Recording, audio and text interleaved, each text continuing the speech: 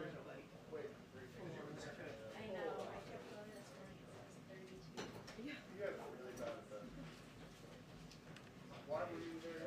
everyone. Hello. Okay. Happy Earth Day, everyone. And joining us in the briefing room for the second time, I told you they'd come back and take more questions. I deliver on my promises, is National Climate Advisor Gina McCarthy and Special Presidential Envoy for Climate, John Kerry. We're, of course, very excited to have them here after their short remarks. They will be able to take just a few questions because they have a busy climate summit underway. With that, I will turn it over to Gina McCarthy.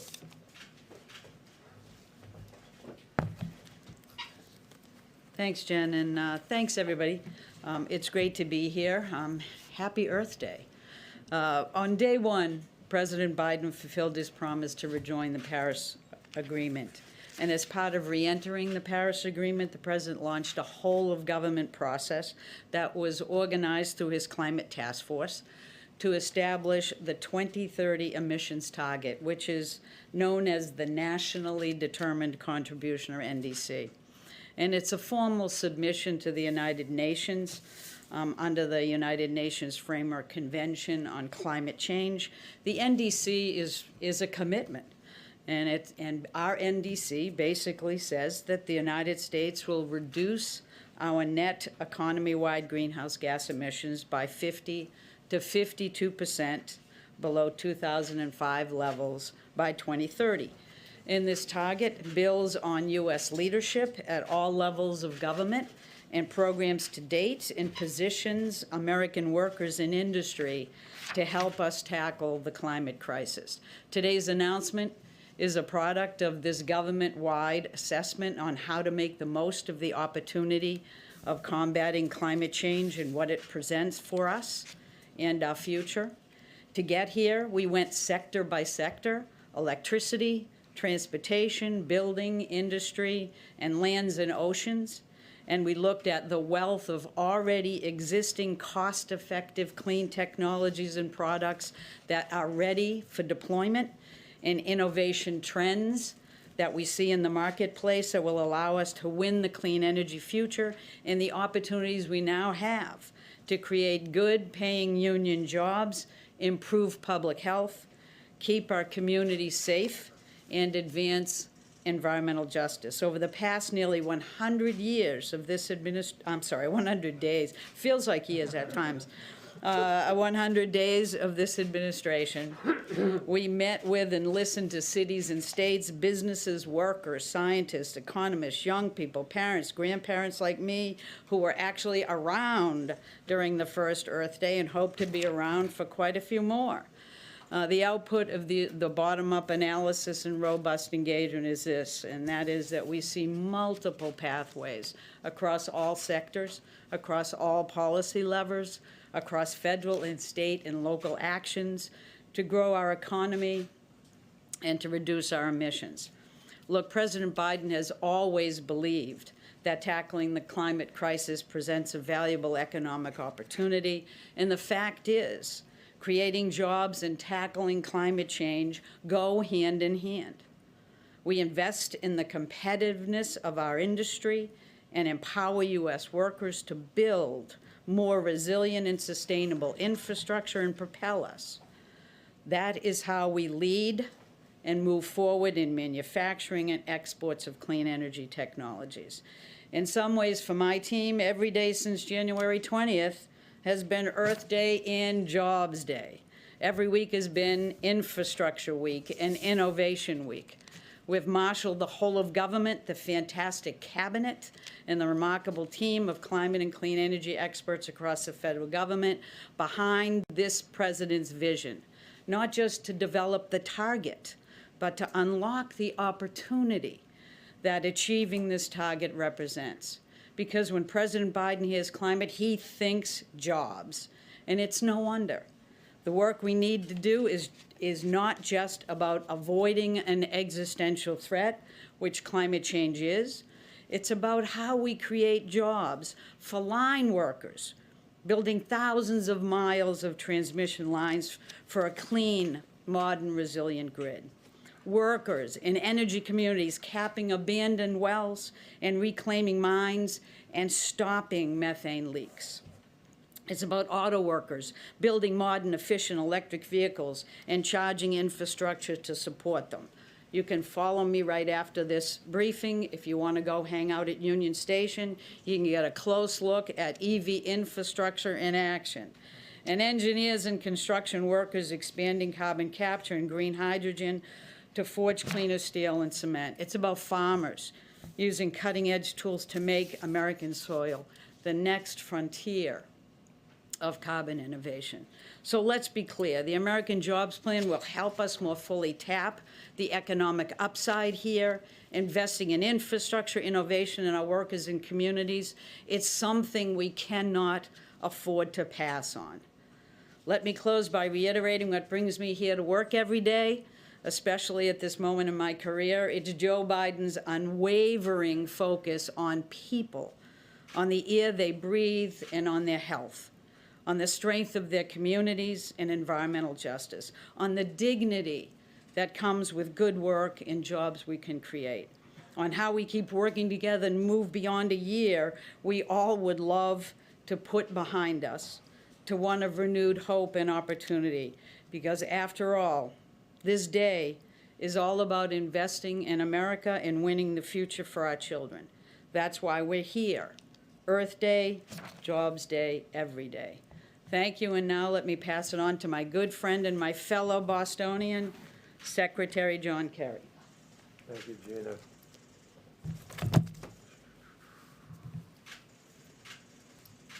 Thank you very much, Gina. I'm really happy to be here to share this day and this subject matter with all of you. And I want to begin by just sharing with you what a spectacular job Gina and her team have done. You may remember the executive order which said the president will aim to announce the NDC at the summit. The aim was not that he had any question about wanting to do that. The aim was whether or not Gina or anybody could pull together all the parties that had to be part of preparing an NDC. A gigantic administrative organizational task, which Gina and her entire team have done really superbly. And I mean that. That's not a pro forma comment. It is hard to get all of the disparate elements of your government together. The president, by issuing his executive order to make this the climate issue and all of government enterprise, and instructing every single cabinet officer and every single agency officer to comprehensively factor climate consequences into every decision that they were making. And they have done that. And Gina created this task force. We've never had an all-of-government task force on this subject ever before. We had it now because Gina's creation, and it's worked. And that's what brought everybody together to get this ambitious but appropriate, achievable goal in place. So I salute her and I thank her for that. It's a great service. And everywhere that I went in the world in the course of the last months, first question out of people's mouths was, what's your NDC going to be? What are you guys going to do? You've destroyed your credibility. You've left the Paris Agreement. How can we trust you? What's going to happen in the next 4 years? And to which there is a very, very powerful answer. Change what is now happening globally in the marketplace. And that is part of the message of what's happened here today and in the last few days. You've had, yesterday we announced the Net Zero Bank Alliance. We announced the Glasgow Financial Alliance for Net Zero. And we have some 43 financial institutions across the world worth some, I forget the exact sum, 40-some trillion dollars or something in terms of assets managed. And just yesterday, a number of banks announced, 6 banks to be precise, that they are allocating or setting or making a commitment that they will invest into climate-related efforts, initiatives, investments, $4.16 trillion over the next 10 years. That's been a really missing element in all of this. So I'm really happy to be here today for a number of reasons. First of all, parenthetically, 5 years ago today, I had my granddaughter on my knee in New York and signed the Paris Agreement. And that was a great moment for everybody in the world when everybody came together in New York excitedly to set out on this venture. Regrettably, without any facts, without any science, without any rationale that would be considered reasonable, the former president decided to pull out. He was the only president in the entire world, the only chief of state in the entire world who, without any scientific evidence, decided to pull out of the Paris Agreement. So when President Biden was elected, having made climate one of the most critical issues of his agenda, we had a big step to get up. We had to restore America's credibility. We had to prove that we were serious. And I think today does that in many ways. And not in a chauvinistic, in a way that's sort of inappropriate to our relationship with other countries, but in a way that reinforces the fact that this is multilateral, that we need to bring all the countries of the world to the table, and we all need to raise ambition. That's the central theme of this meeting today. We must all raise ambition. And you heard that in, I thought, profoundly meaningful, moving, understandably frustrated and angry words, tame for anger, words that came from Shea Bastida. And that's where a lot of the younger generation is today, appropriately pretty upset at the adults, the alleged adults, who are not getting their act together to make happen what needs to happen. We aren't there yet either, but today we built a huge foundational building block in the effort to get there. So the importance of today, in my judgment, is this: the world came together. President Xi, Prime Minister Modi, President Putin, presidents of small countries and big countries, President Macron, Chancellor of Germany, the EU itself, independently,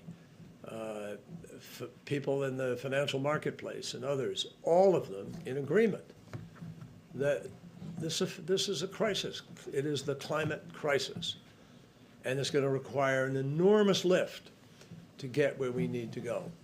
So what happened today, just to underscore where we are, on January 19th, we were nowhere. We were in deficit with respect to our efforts. And because of President Biden's leadership and calling a summit and putting us on the line to do this, we now have about 55% of the global GDP committed to levels of reductions that keep faith with holding the Earth's temperature at 1.5 degrees. That is a big chunk of difference. And we've done that working with countries, sitting down with them, with Japan, with Korea, with Australia, with Indonesia, with India, with the Middle East, with 11 countries at one meeting where even oil-producing countries stepped up and made things clear.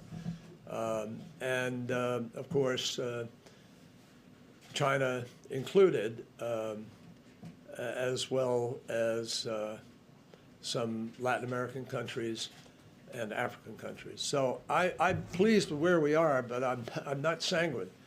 The next 6 months of diplomacy are going to be absolutely critical to the capacity to make Glasgow what it needs to be. I do believe Glasgow remains our last best hope to be able to coalesce the world in the right direction and to get the critical mass of countries, of the 20 biggest emitters, who are responsible for 81% of all the emissions. All 20 of them were here today. And almost all 20 of them were pledging to do additional things. So that's our job, is to clarify it over the course of these next weeks and months. I just clarify very quickly, Japan said they'd cut emissions 46 to 50%. by 2030. Strong efforts towards achieving a 50% reduction, up from its existing 26% reduction. Canada, strengthening from a current 30% to a 40 to 45%.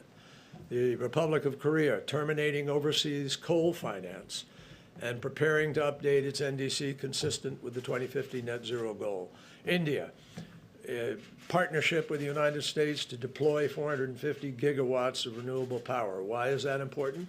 Because if we can do that, which is where our finance component of this is so critical, if we do that, India is on track to hold the 1.5 degrees centigrade. So Argentina announced a package of important measures. UK last week just announced 78% target by 2035. And yesterday, EU announced a new law to embed the 55% reduction for 2030 and also the net zero. So, I think that it's progress, but we still have a heavy lift, and no one should doubt the challenges of the road ahead. So happy to be here. All right, I know we're very close to the tail end of when Gina has to go, so let's try to get around. Let Gina very go. quickly. Go ahead. Thank you. Secretary Kerry, you first. When it comes to the pledge, how can you realistically make this pledge to the rest of the world when there's no guarantee that Republicans will get on board with your plan once you release it? Well, a lot of the plan is executable through just executive order. I'm going to let Gina speak to this, but a lot of the plan is executable through order. But that's the power of having the private sector here. That is the real reason why I'm saying to you that no politician in the future is going to do this, because all over the world, trillions of dollars, trillions of yen, trillions of euros are going to be heading into this new marketplace. And the future belongs to the countries, as you heard today from any number of leaders, that are the ones who develop green hydrogen fuel, or storage, or battery storage, or direct carbon capture from the atmosphere. Some technology is going to break through here, folks. And one of the things I know the president's thinking about is how to accelerate the innovation and the research and development that's going to push that curve. Gina, do you want to talk to that a little bit? Sure. Just to indicate to you that this is really a result of understanding what our authorities are at the federal government, also what's happening at the local and state level, what's happening in the business community, what kind of technologies that are ready to be deployed now, how many jobs can be created by this. This is not just a bottoms up, it's also a values down. It's also looking at how we grow as a country and be sustainable. The plan that the president has put in place and the plan that we're relying on here is a plan that we can deliver because we have the wherewithal to do it in terms of policies and programs, but we also have carefully looked at what we can deliver in terms of change. And the world is changing. It's not going backwards. It is moving forward. And the exciting thing about this is that this plan has received endorsements from the AFL-CIO, the Chamber of Commerce, the Edison Electrical Institute, and the IBEW. Does it get better than that? You know, this is because all of them recognize that we have to invest in America again. That's what the American Jobs Plan is all about. That's what we anticipate our country will do because we know how to make this happen. We can put people back to work, and it's time for us to think about hope and opportunity and get past the year that we're finishing. No, I just kind of, a lot of people would say, stay here, but a lot of people would say, if the president hadn't put the plan forward, you'd be asking why you haven't put the plan forward to do the building out of a transmission system for America or whatever it is. He's put it forward. And it's a legitimate thing to say, now can it get passed? Can you get there? But this job future is not something conjured up out of anybody's imagination. This is the most real thing in the world. Bureau of Labor Statistics says there are 3 jobs that will actually grow more than 50% this year. The first is 62% growth in wind turbine technician. The second is nurse practitioners for obvious and unfortunate reasons. And the third is solar panel installer at 51%. So the jobs are growing there. I'm not offering that job to somebody who may feel, oh my God, I got a better job, I don't want to lose that job, et cetera. But the job market here is going to be gigantic, and for electricians, plumbers, pipe fitters, steel workers, heavy equipment operators, all of these people, building out America's grid and transitioning us to this new future is going to happen in countries all over the world, and we need to make sure we're not left behind. In fact, that we're leading in the creation of the new technologies, new opportunities. And the only other thing I would mention is that, you know, wind and solar had the biggest year they've ever had last year. And what we saw last year was continuation of tax credits that passed through a Republican-controlled Congress. So we all know where this is heading. The real question is, do we want to have the courage to grab it here, to prosper from the jobs here, and to stabilize our economy and our planet at the same time? I can carry your staff, not There you trying are. to pull you to Union Station. And the only thing I will tell you is electric vehicles are another interesting piece that's actually going to be a big part of our future. I'm going to go check out a charging station and look at some of those vehicles. But the thing I would encourage you to think about is that we've had many of the large car companies stand up and say 100% EVs by 2035. We didn't say that. I didn't even say electric vehicles. It was the very first thing they said to me, is that that's the future. And that's what this is all about. What does our future look like? Who are we grabbing it for? Happy Earth Day. Thank you. Thank you. Do you have I'll few take a couple minutes? more, yeah, I'll Okay, take a all right. Okay, go ahead, Peter. Secretary Kerry, thanks so much. So pledges obviously are important and they are great, but how do we realistically get there without turning the economy on its ear? As best you can, put this in real terms for folks. Does this mean the U.S. has to reach 40% renewable power by 2030, that we have to have 25% of the cars on the roads by 2030 be electric? What does this mean to folks listening to you? What it means is that we're going to be investing. This is not this is not a throwaway. This is investment in new ways of getting energy to people that's more efficiently delivered, that's lower cost in the long run, and that it's really going to open up a whole group of employment opportunities that we don't. That are beginning to be seen in America today. And it's not because the government's directing those things to happen. The marketplace is doing this. You can't build a coal-fired power plant in the United States with a bank funding it, and no individual is going to throw the money down there. Same thing in Europe today. Now starting in other countries. You just heard Korea to say, we're not going to fund any external coal.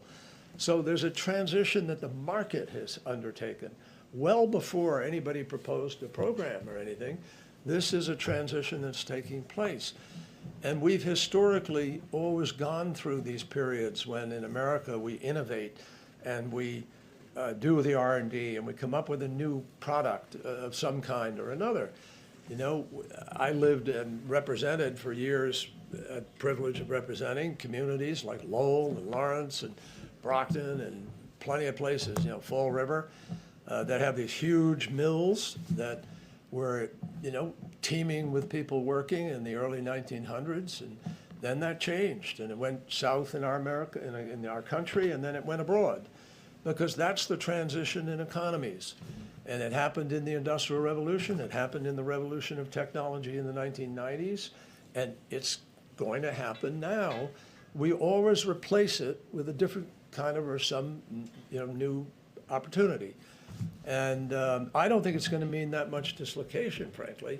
It's going to mean some greater opportunity. What specifically can you, you probably can't give specific numbers to those things on electric vehicles on the road then, but given what you witnessed with the last president, what, if President Biden is not to win again in 2024, what specifically can you do now to make sure that the next president with a stroke of the pen can't reverse progress you're trying to make right now?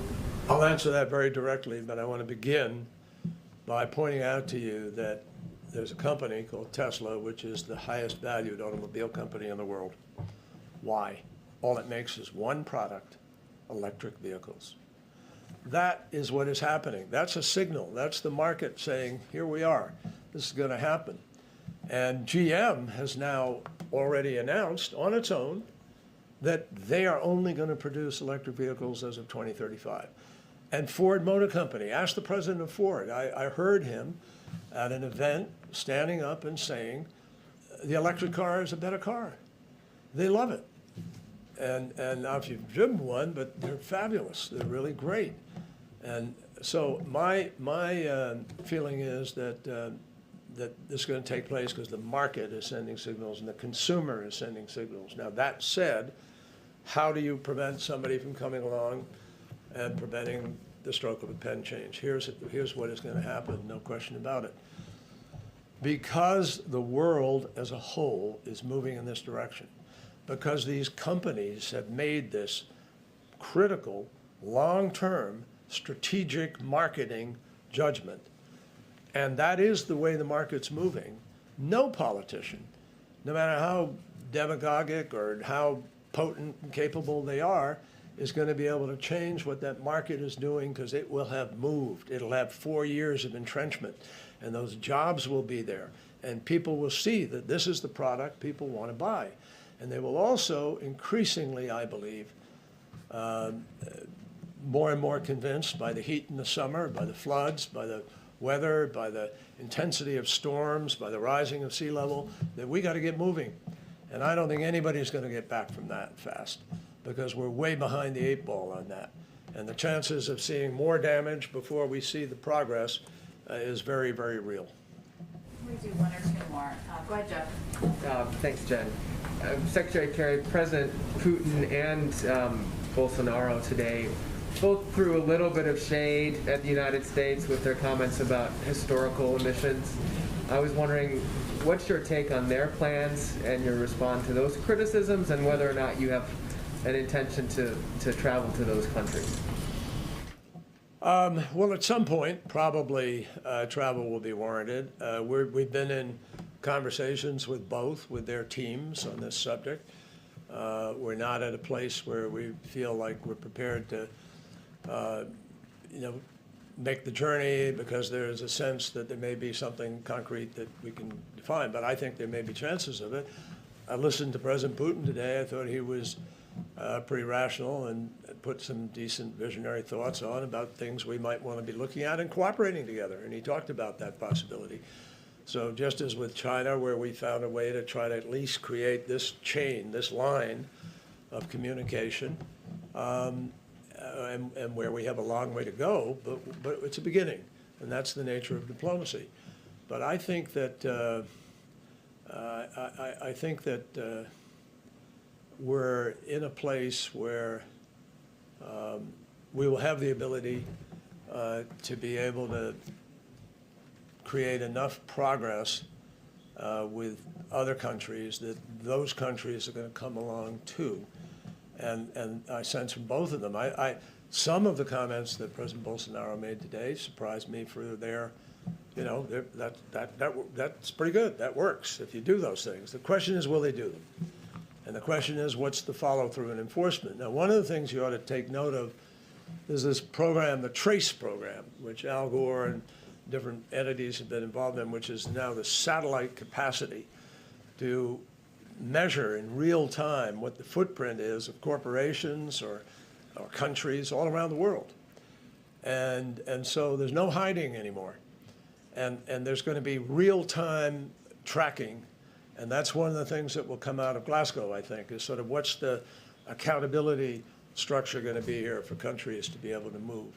So I think that, Russia has reduced some emissions. Their economy is very different from ours and a lot of people on the planet. It's mostly gas-based, as we know. That presents challenges for them going forward. So I think there's room to hopefully have a discussion about this, and we'll see if we can find some common ground. I think that's the most important summary of what I heard in terms of their comments today. Do you think the 50 to 52% that the president unveiled today, that Gina McCarthy put together, is far enough for the U.S.? I think it's doable. It's a tough. It's not easy. Is it doable? Yes. Will we probably exceed it? I suspect yes. I think a lot of us will wind up exceeding the predictions we're making because we're measuring predictions by the economies we have today and by the technologies we have today. But 5 years from now, we may have a major breakthrough on batteries, on storage, on green hydrogen, on direct air carbon capture. There's so many things out there that people are chasing and working on. And that's part of the value of the sort of the investment and venture capital business. I mean, people are looking to, to be the entity that hits pay dirt with the patent on the best storage system that there is. And whoever does that will make more money than Jeff Bezos pretty quickly. It's going to be a big deal. Green hydrogen, there are a whole bunch of countries working on hydrogen and green.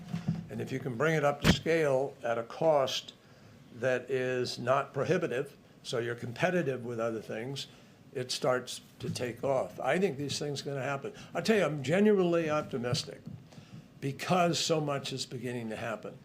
And because I believe in our ingenuity and our capacity. I know President Biden does. I've heard him talk about it. He believes we can do anything. You've heard him say it. And think about it. We are the country that went to the moon. And we didn't know how we were going to get there when President Kennedy announced that goal, but we did it. We are the country that invented the internet. Some people might regret that today, but we did that.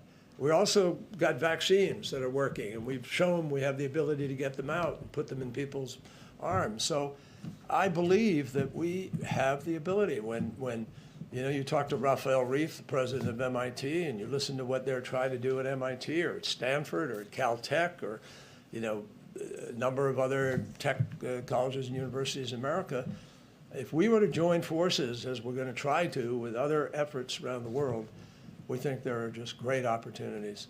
And I believe we're going to break through. We're going to know how to do hydrogen, and there's plenty of it. And this, I think, is really the future. It's why so many people are chasing it. Jen, last Maybe one. last one. But I will Last also one. give you the contact information for his team, for anybody who wants to talk to him more. He has lots of thoughts, as you all know. Go ahead. Kind of piggybacking off of Jeff's last question, there have been some groups that have been really positive about the NDC and the other steps that the administration has taken today, the climate finance stuff. But there are also some who are saying it's insufficient, and you referenced the young woman who spoke this morning, in that deep passion about the crisis that previous generations have put on her generation. What do you say to those people who say that 50 to 52% is not enough, or that the several billion dollars that you're committing for climate finance for developing countries is also insufficient? When you consider just how big the U.S. budget is, and you're talking about under $10 billion. Well, let me just say to you that I loved her passion. And I love what she said. I mean, I didn't agree with every step of it. You can't do some of this stuff overnight, just physically. And there are impediments to getting some of that done. But boy, do I understand where she's coming from. I told you this was 5 years to the day that I signed the agreement. It's also 50 years to the day that I testified before the United States Senate. And I was camped on the Mall here with a bunch of veterans opposing the war in Vietnam. And, that was a period of time when young people, our generation, stood up and made our voices heard. And we were part of the civil rights movement. 1964, 65, we were part of the women's movement, part of the peace movement, part of the environment movement. The environment movement back then produced. I was part of the first Earth Day. And we organized. I organized in Massachusetts. Then we organized for the election. We targeted 12 congresspeople who were labeled the Dirty Dozen, the worst of the Congress. And we beat 7 of them. And that's when we passed the Clean Air Act, the Safe Drinking Water Act, the Marine Mammal Protection, the Coastal Zone Management, the Endangered Species. And we created the Environmental Protection Agency for our country. It all happened, folks, back then. Richard Nixon signed it into law, 1972, I think. So I believe in what the young folks are doing out there today. They're trying to get adults to be adults and do what we're supposed to do, which is take facts into consideration and respond to those facts. And as public officials, exercise the precautionary principle of governance, that when you get information that says X, Y, and Z are going to happen, and there's not a 5 or 6 or 10% chance it's going to happen, like whether you might have a car accident and you get insurance, or your home might burn and you get insurance, or you might get sick and you get health insurance. It's 100% certain that most of these things are going to happen, that the ice is melting, that the sea is rising, that it's warming, and yet we're not buying insurance. And so you're darn right they're angry, and I share that anger. It's a frustration. But how do you get from here to there to get it done? And I believe what President Biden is doing is leading to get us from here to there.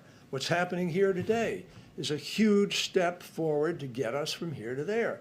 By setting these targets, by getting nations invested, by getting leaders to say publicly, we have to do this, you begin to get a foothold on holding them accountable and on moving forward and getting it done. Is it enough? No. But it's the best we can do today and prove we can begin to move and get the technologies and find the easier path and then hopefully get the job done. And I really believe that. I think we will get the job done, as President Biden said today, because of our capacity for innovation and research and development and producing great products in the future and meeting big challenges. And we've always done that. And I think Americans are really anxious to do something like that. That's why I'm here doing this, folks, and not, in the private sector or retired or doing something. It's because I believe this moment is the moment heading to Glasgow where we need to get on track. As I said to you earlier, over 50% of global GDP agreed here today that they're going for 1.5 degrees, and what they're doing will get them on track to do it. So if we're on track to do it, that's pretty darn good, even though we know we need to move faster, and we're not, as a planet, as a group of countries, where we need to be. It's probably a good note to end on. Thank you all. so much, sir. Thanks. Thank you, Mr. Secretary. Let me get that.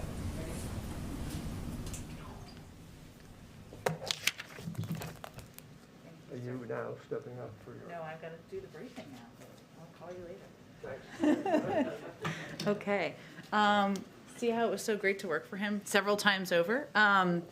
Okay, a couple, I think I just have one or two more items for you at the top, just one more. As you saw this morning, the latest unemployment insurance claims came out. They provide a welcome sign that our economy is slowly healing, and also provide a reminder of the importance of both the pandemic programs extended by the American Rescue Plan and the 200 million shots we've gotten into the arms of Americans in less than 100 days. While these weekly numbers can be volatile, we are encouraged by the fact that the 4-week average is also down. It demonstrates that the administration's combined efforts are building confidence in our economy, and that the president's approach can both create good-paying jobs and address the climate crisis. With that, why don't we go onward to you? Thank you. New York Times is reporting that the next phase of the Americans Family Plan will include tax increases on the wealthy to help pay for human infrastructure like education. Can you confirm any of the details that tax increases are in the offing? Well, first, let me just reiterate the president remains committed to his campaign commitment of not raising taxes for anyone making less than $400,000 a year, and that will certainly be reflected in his proposal he makes next week. Let me also say that you can expect that he'll outline the details of the American Families Plan in his joint session address to Congress next Wednesday, April 28th. But I will also say that he's continuing to meet, despite how busy it is around here with the climate summit, with his policy team, and will be over the coming days to finalize the details of the package, including the investments in areas like childcare, education, and other areas that are big priorities to him that we've talked about, as well as the pay-fors. So I can't get ahead. I'm not going to get ahead of him making final decisions, but the package will be laid out in the speech next week. It will focus on the areas that we've outlined: childcare, education, historic investments in those, and as he did with the American Jobs Plan, he will also propose a way to pay for it. And if I could just very quickly, some Republican lawmakers put out a slimmer infrastructure plan. includes roads, water, some broadband, some things that the president wants in his plan, but it's smaller. Any reaction to the plan, and do you guys see it as a legitimate starting point for a conversation? We do. The president has said from the beginning that he would welcome any good faith effort to find common ground, because the only unacceptable step would be inaction. We've seen some top-line proposal or top-line details, as you all have reported on. We're looking forward to reviewing the details of the proposal. We would expect the next steps would be a full briefing and conversations on a staff level that will continue over the coming days, and an exchange of ideas from there. And then we'd also expect, I would expect, that you should all expect the president to invite members to the White House soon after the joint session address. But we certainly welcome any good faith effort and certainly see this as that. But there are a lot of details to discuss and a lot of exchanges of ideas to happen over the coming days. Go ahead. Is President Biden going to extend his call for Americans to wear masks beyond 100 days? Peter, he is working and in discussions with our health and medical experts about what we need to do to get the pandemic under control, including providing clear guidance to the American public about what the benefits are of being vaccinated, including getting into communities and meeting people where they are. So I don't have any update on that at this point in time. And so then I guess maybe this is the same but a little bit different. Should the CDC change its guidance right now that says that vaccinated Americans should be wearing masks when they're outdoors, when they're outside in public? We're going to leave that to them to determine and to announce, and obviously we would follow and abide by their guidance, and certainly recommend that the American people do as well. Let me ask a quick last one then Sure. on Armenian genocide. Should we expect President Biden in the course of the next several days, perhaps this weekend, to make any formal announcements recognizing Armenian genocide? I certainly understand the question, and there's a great deal of interest in this particular topic, but I'm not going to get ahead of the president, and I also don't have anything else to provide from the podium today. Go ahead. Back on trying to reach this 50 to 52% reduction goal, many of the measures that you've pointed to are ones that are included in this broader infrastructure plan. If you can't get this plan passed, though, can you still reach that target? Well, our view is that there are multiple pathways for each economic sector of the economy that produces greenhouse gases, including electricity, transportation, buildings, industry, and lands, to make adjustments and changes, some through executive action, some through passing legislation, some through the steps, as Gina and our envoy alluded to, private sector taking steps on their own. So, just to give you a couple of examples, we, of course, have set a goal to reach 100% carbon pollution-free electricity by 2035, which can be achieved through multiple cost-effective pathways, each resulting in meaningful emissions reductions in this decade. That's a step that is already underway. We can create good-paying jobs and cut emissions and energy costs for families by supporting efficiency upgrades. That's another area where it would have an impact. We can reduce emissions from the transportation sector by reducing tailpipe emissions and boosting the efficiency of cars and trucks, something the president has talked about that he's committed to do. And we can also invest, as you alluded to, in a wide array of transportation infrastructure. But one of the arguments that we will be making, and continue to make, I should say, around the American Jobs Plan is that these industries we are moving in the direction of these industries. These are the industries of the future. The big question is whether we are going to lead that effort or not, or is China going to lead that effort? And the meetings today and tomorrow are just a reminder that the world is moving in this direction. So we either get on board and lead, or we don't, and there may be a disagreement about that. Talked a lot, obviously, about job creation and the potential for that with this plan, but can you put this into further perspective for Americans? How does this new reduction target impact their everyday lives? What kind of changes can Americans really expect to see? Well, look, I think as we've talked about a little bit, or as I just alluded to a little bit, but let me try to get more directly at your question, there are steps that are already underway. Right? There are steps that industries are already taking, investing in the future of electric vehicles, investing in the future of electric cars. That is something that if you talk to many automakers, they're already moving toward that. I think the question here maybe is less for Americans. It is for Americans in the sense of what is your government going to do to help ensure we are on the path to make this a job-creating opportunity for the American people.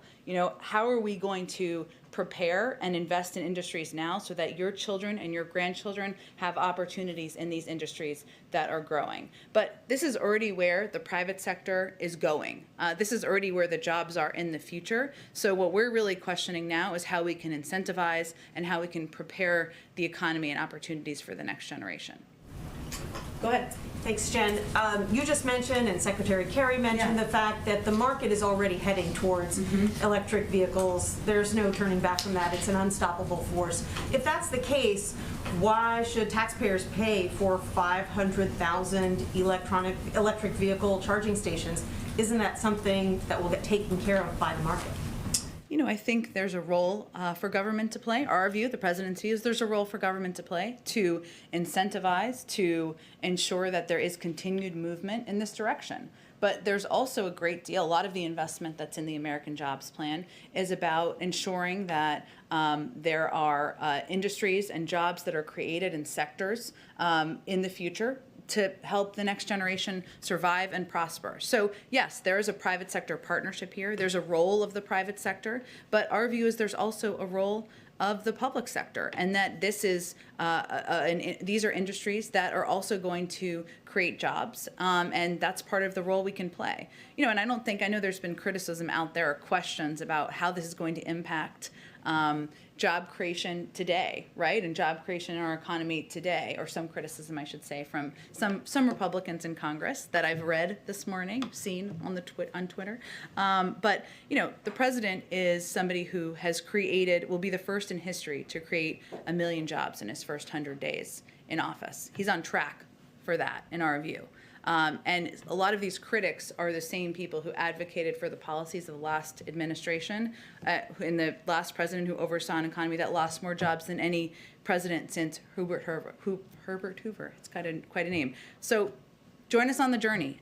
We feel clean jobs can be good jobs, can create millions of jobs in the future. And that's, I think, what we're conveying to the American public. I want to go back to taxes for a moment because the Dow is down about 350 points on reports that the Biden administration is going to propose doubling, essentially, the capital gains rate for high-income Americans.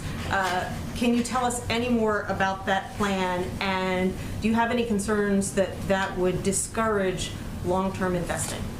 Well, we're still finalizing what the pay-fors look like, but I will say that the president's calculation is that there's a need to modernize our infrastructure, there's a need to invest in childcare, there's a need to invest in early childhood education and making our kids and the workers of the next generation more competitive, and he should propose a way to pay for it.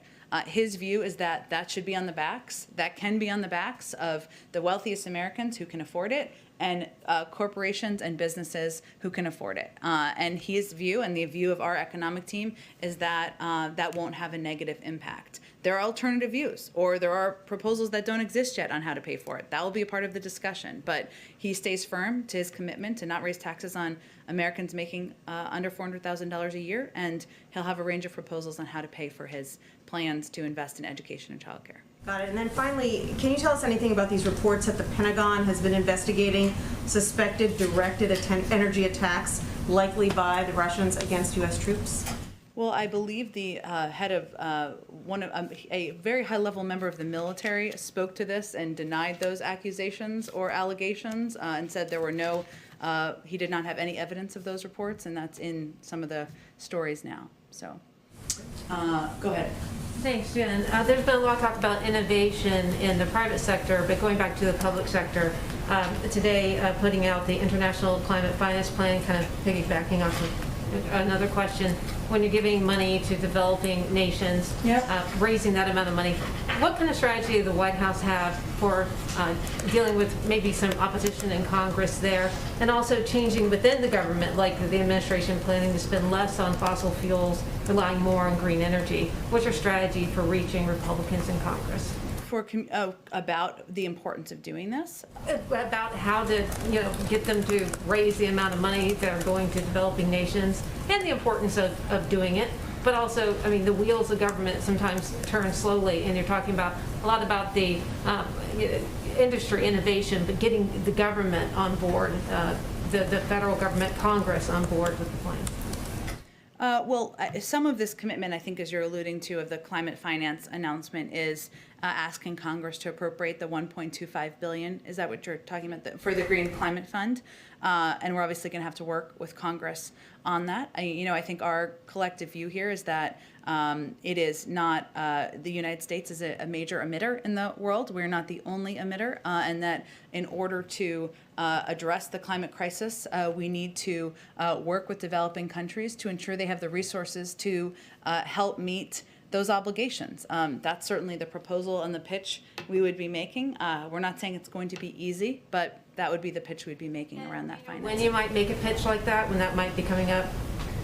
With members or with members, yeah. Well, certainly we just announced it today, and I expect we'd have conversations soon with members about the importance of moving this forward. One more question for a colleague. Yeah. Looking for a reaction to the apparent pullback of Russian troops along the border of Ukraine. Do you know if the president is going to speak with President Putin about this reported plan to move troops away from that border by May 1st? Well, the president, of course, has expressed he had a call with President Putin just last week, if I'm remembering the timing correctly, and we have expressed our concerns over the course of the last few weeks about the buildup of troops and what we had perceived as aggression on the border, and conveyed our clear push in coordination with the global community for troops to move back and to reduce that aggression. We obviously want to de-escalate tensions, not only in the relationship, but certainly at the border. I don't have any predictions of a call with President Putin to make. Obviously, he participated in the summit this morning, and they spoke just last week. Our national security advisor spoke with his counterpart earlier this week. So I would expect the conversations will happen at that level for the time being. Go ahead. I just want to circle back on Russia again. So Navalny's health is continuing to deteriorate, and I know that you had said, along with National Security Advisor, that you've made clear to Russia that there will be consequences if he dies. But I'm wondering if there's anything you could say about what the administration is willing to do now or communicating to the Russians now about the need to get him out before he does die. Well, to be clear, Jake Sullivan, our national security advisor, had a conversation with his counterpart just a few days ago where this was certainly a part of the discussion and conveying not just the consequences, but certainly our call for and our push for him to be treated with humanity and also to be released. And that continues to be a message that we are conveying clearly. I will say that we have found in diplomacy that sometimes those conversations and the content of them and the level of them and the number of them need to happen privately, and that is a more constructive way to reach our outcome. So we are conducting our strategy through that prism. Is the administration considering any additional sanctions on perhaps the oligarchs that Navalny had listed prior to his arrest in January, saying that these are the people that if sanctioned, it would really kind of change Putin's behavior? Definitely. Well, as you know, because I know you cover this closely, we issued just earlier in March, I should say, in coordination with Europeans, a number of sanctions. We obviously reserve the right to issue additional sanctions in the future. The executive order the president signed just last week gives us authority to do that on individuals or industries. But obviously our objective here and our focus and our hope is that that Mr. Navalny will be treated with humanity and kept safe, and of course ultimately be released. And my last one, is there anything you can say about additional Nord Stream 2 sanctions or what the administration is planning on designating additional entities? I don't have anything to predict for you. We continue to believe that is a bad deal, and we continue to convey that not just directly with a range of counterparts, including the Europeans. Go ahead, Jeff. Jen, you mentioned that the president will lay out his plans for the American Jobs Plan. American Families Plan. Sorry, thank you. It's a lot to keep track of, I know. They sound similar. Next week. Can you give us a sense of what else he plans to unveil at his joint address? Well, he is currently thinking through what priorities he wants to focus on in the joint address. He certainly recognizes that this is an opportunity to speak directly to the American people, one of the highest profile opportunities that any president has in their first year in office. So core of that will be him laying out the specifics of the American Families Plan, his commitment to child care, to education, and to delivering on those priorities and middle-class priorities and ensuring that there's an investment in economic security from the federal government.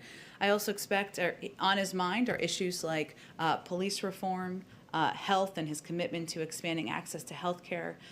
So I expect he'd talk about a range of issues. I will say, because I've been through a few journeys with these speeches before, that it is a very important speech, a very high-profile speech, but it is happening around the 100th day of his presidency, and it won't represent or touch on the totality of every issue that's a priority. So we are working through what the end content will have. Unless you want to sit through a 7-hour speech, which I don't think you do. Just one other quick Yes, go topic, ahead. Jen. The House today passed a bill to make Washington, D.C. the 51st state. It obviously faces some tough odds in the Senate. What's the White House's take on that, and to what extent is President Biden involved in that going forward? Well, President Biden strongly supports D.C. statehood, and we will our administration will work with Congress to get it passed. We put out a statement of administration policy in strong support of H.R. 51 just this morning. His view is that we are the denial of voting representation in Congress and local self-government to the 712,000 residents of our nation's capital violates two of our nation's founding principles: no taxation without representation and consent of the governed. And he will continue to advocate for this passing.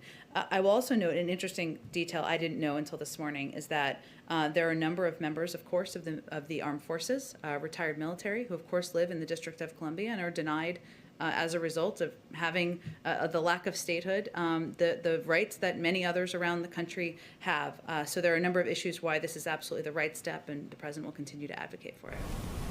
Go ahead and back. I wanted to follow up on the questions about the climate and NDC. Sure. Secretary Kerry, you talked about how important Glasgow will be in November when all the countries come together to meet to ratify their NDCs.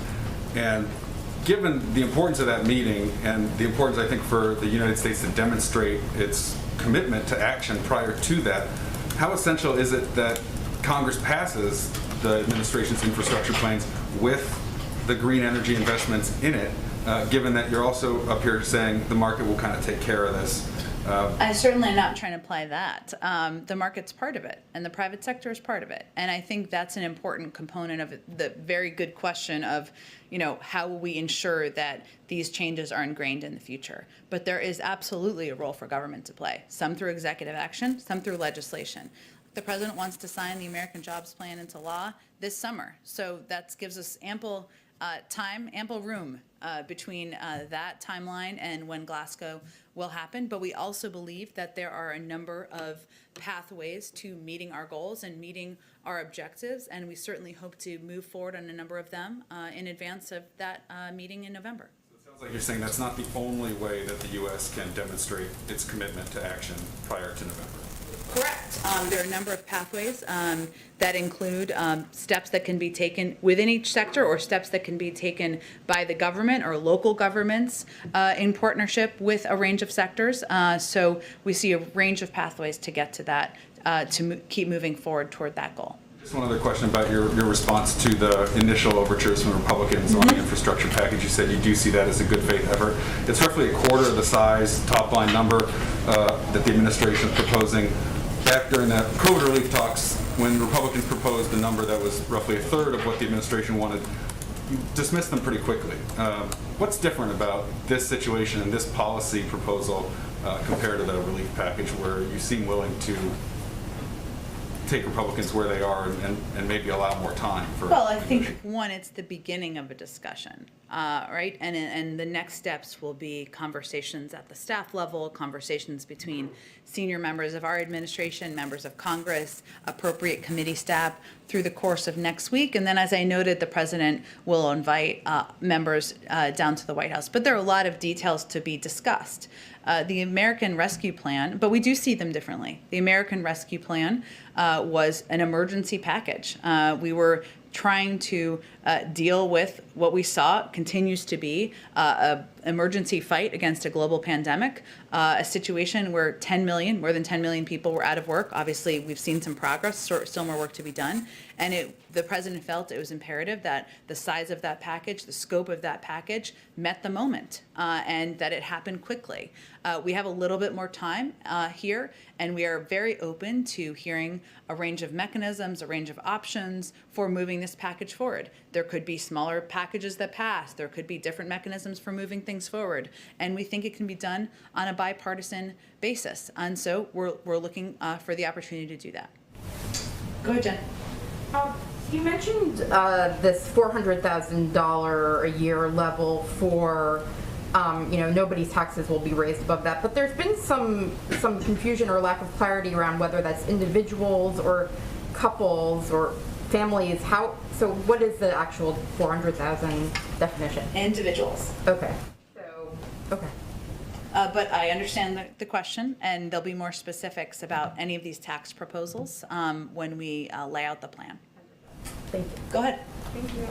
So it's a question related to the president's upcoming speech on Wednesday. I'm wondering if you could talk a little bit about why it was important for the president to actually deliver the speech at the Capitol building versus, remotely here from the White House, given everything that happened on January 6th and given the concerns about, the coronavirus. Why is it important for him to, physically be there? Well, first, the president was in the Senate for 36 years, and he is a person who has not just a long history, but a great deal of respect for the institution of government that is Congress. And he also recognizes, as we all do, that it's an opportunity to speak to the people who you will work with in partnership to get business done for the American public, but also to speak directly to the American people, as this will be a prime timed address, as it always has been throughout history. And so it is an opportunity that he's been eager to take advantage of. Obviously, we've been working in partnership or in cooperation with the Speaker's office for the last several months. And as you touched on, certainly there were unique factors this year. Obviously, we always take into account security, but in doing this in a way that is COVID safe is something that the Speaker's office and leaders in Congress are very cognizant of. Go ahead. Hi. Two questions. First, from someone who can't be here due to coronavirus restrictions. The New York Times is reporting neither drug pricing nor health coverage will be part of the American Families Plan proposal. Is that accurate? And is the president still committed to getting those done and discussing them in his speech next week? Well, I expect the president, as I noted, to talk about the American Families Plan in his joint address, as well as a number of other issues, as I answered in response to Jeff's question, important to him, including health care, the need to put in place police reforms. He's made clear his commitment to expanding access to health care. It's why he opened a special enrollment period during this pandemic. We're excited by the progress we've made. More than 500,000 Americans have signed up for coverage since the president was inaugurated. It's why he put into the American Rescue Plan subsidies to make it more cost effective for many Americans. And of course, the president's number one priority has been tackling the greatest health crisis our country has faced in generations. And just a reminder, again, this is a speech. It is an important moment, it is an opportunity to lay out his agenda, but it will not represent the totality of every proposal he wants to achieve during the course of his presidency. It is also still being finalized, and the president will do some thinking work himself on it over the coming days. On a very different note, obviously the president played golf at the weekend. Is there anything else you can tell us about how he spends his evenings and weekends? Is he reading books? Is he listening to music? Is he watching movies? What does he do? Look, the president is very close with his family, not just Dr. Biden, of course, but his grandchildren, and he has the opportunity to see them at times over the weekend and also see his kids, and that's important to him, an important way of how he spends time. Like many Americans, of course, he enjoys movies, and he has 2 dogs he loves, and I would say I think he likes to spend time with family and loved ones and take a moment to take a breath, just like most people across the country do when he has the limited amount of free time you have as leader of the free world. Go ahead, George. Yeah, thanks, Jen. Has everyone on the White House staff now been vaccinated, especially those who come in contact with the president? It's been a priority, George. I'll have to get back to you on the specific numbers, and we've tried to be quite transparent about that, and I'm happy to do that. It's been a priority, of course, to ensure that the White House staff, especially those who have close contact with the president, are vaccinated. But every member of the White House staff, as you well know from covering this place, I don't think that would be accurate at this point in time, but we'll check on the numbers. I will just reiterate or restate that we also take a number of precautions, including, of course, wearing N95 masks when we are in meetings. We have very limited meetings. There's a very limited footprint in the White House. We have also a number of staff who are working from home still, who would normally be working on the complex. So, but we're working to vaccinate staff. I'll see if we can get an updated number to you and others who are interested in that. Acknowledging that the White House is not a normal workspace, Yeah. what are you looking for that would allow you to make the decision that the president doesn't have to wear a mask when he's around people who've been tested and vaccinated? I expect, just like all of you and like many Americans across the country, we're going to wait for the health and medical experts to provide guidance on when it is safe to do exactly that. Go ahead in the back. Thank you, Jen. Two climate summit questions. Sure. Secretary Kerry yesterday, he said without China at the table, there's simply no way to resolve the climate crisis. How will the U.S. work with China in the field of climate? Well, Secretary Kerry has already had discussions, and I expect we'll have. I was talking to him right before we came out here. We'll have follow-up questions after President Xi's remarks this morning, or follow-up conversations. There's no question that China has an important role to play in working with the global community to help reduce greenhouse gas emissions, address our climate crisis. That was the case when the Paris Climate Agreement was signed 5 years ago and continues to be the case today. And also the credibility issue. Market matters, but government matters too. Can you guarantee the United States can follow through its commitment until 2030? That's absolutely what our commitment is to not just lay out goals, but to take steps to achieve it. And we have a number of pathways to get there. The president has identified the climate as one of the 4 crises facing his presidency. And the fact that we are hosting a global climate summit under 100 days of his presidency certainly speaks to how important it is. Go ahead. You know what administration in office in 2030, the U.S. will carry out its commitment? Well, again, I think as my colleagues here spoke to, this is where the private sector is going. This is where government is going.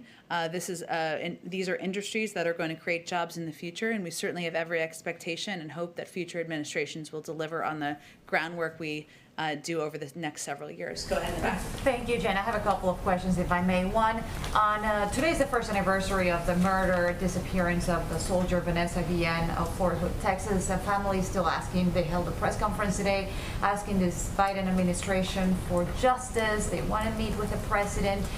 Is the president aware of the case, and would he be willing to meet with the family?